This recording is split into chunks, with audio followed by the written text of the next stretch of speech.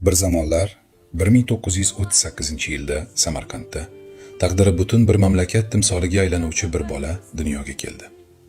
U bolaligidan bilimga chanqoq edi.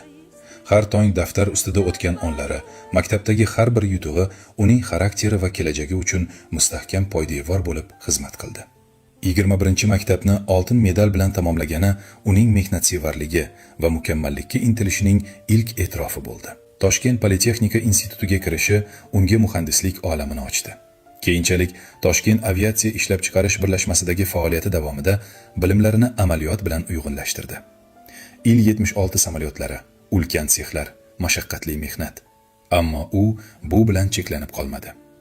Iqtisod sohasidagi ikkinchi oliy ta'lim unga raqamlarni, boshqaruvni, insonlarni va mamlakat kelajagini yanada chuqurroq anglash imkonini berdi. Davlat reja qo'mitasidagi faoliyati esa millionlab insonlar hayotiga ta'sir qiluvchi qarorlar qanday qabul qilinishini o'rganishiga zamin yaratdi.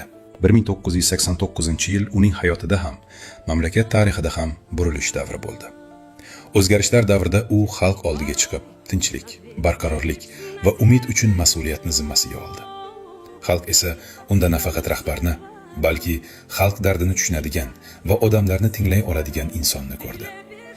1990-yilda u rasman O'zbekiston SSRning birinchi prezidenti bo'ldi.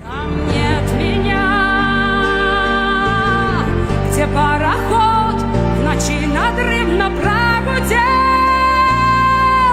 где понимает небо.